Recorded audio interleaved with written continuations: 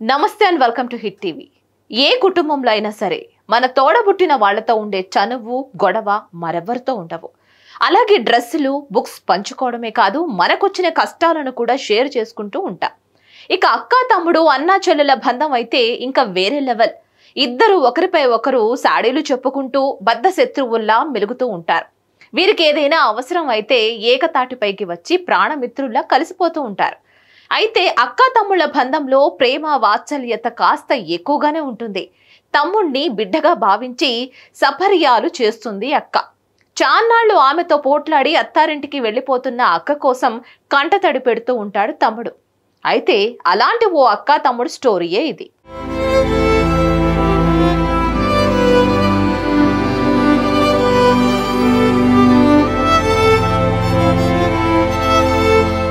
ఇక్కడ ఈ ఫోటోలో కనిపిస్తున్న ఇద్దరు అక్క తమ్ముళ్ళు. అక్కకు తమ్ముడంటే ప్రాణం, తమ్ముడికి కూడా అక్క అంటే అంతే ఇష్టం. అక్కకు పెళ్ళై భర్త వద్దకు వెళ్లిపోతుంటే విలవిలలాడిపోయాడు తమ్ముడు.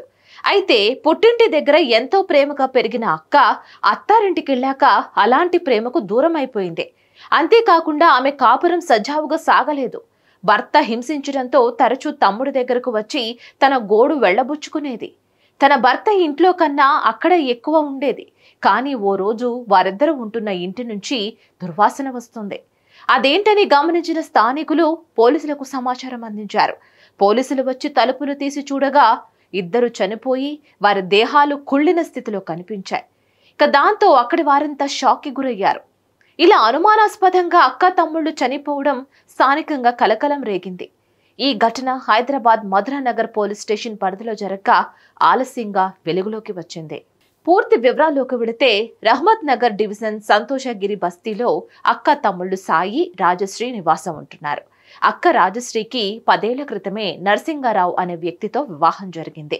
అయితే పెళ్లి జరగనప్పటి నుంచి ఆమె కాపురం సజావుగా సాగలేదు. ఎప్పుడు భార్యాభర్తల మధ్య గొడవలు జరిగేవి. 10 ఏళ్లుగా ఇదే వరస. ఎప్పుడు చూసినా భర్త వేధించేవాడు. ఇలా రాజశ్రీని భర్త తరచూ వేధిస్తూ ఉండడంతో తమ్ముడి దగ్గరకు వచ్చి ఉండిపోయేది. ఆ సమయంలో ఇద్దరు కలిసి కళ్ళు సేవించేవారు. అయితే సోమవారం ఆ ఇంటి నుంచి దుర్వాసన రావడం పోలీసులకు సమాచారం అందడంతో వెళ్లి చూడగా ఇద్దరి మృతదేహాలతో పాటు ఓ ఆత్మహత్య లేఖ కూడా లభించింది. అందులో భర్త, పెద్దమ్మ, సోదరుడు తనను సరిగ్గా చూడలేదని, బ్రతకాలని లేదని రాసింది రాజశ్రీ.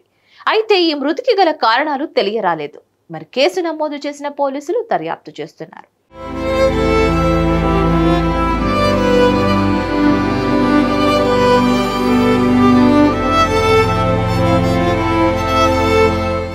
దీనిపై మరిన్ని అప్డేట్స్ కోసం కీప్ వాచింగ్ హిట్ టీవీ.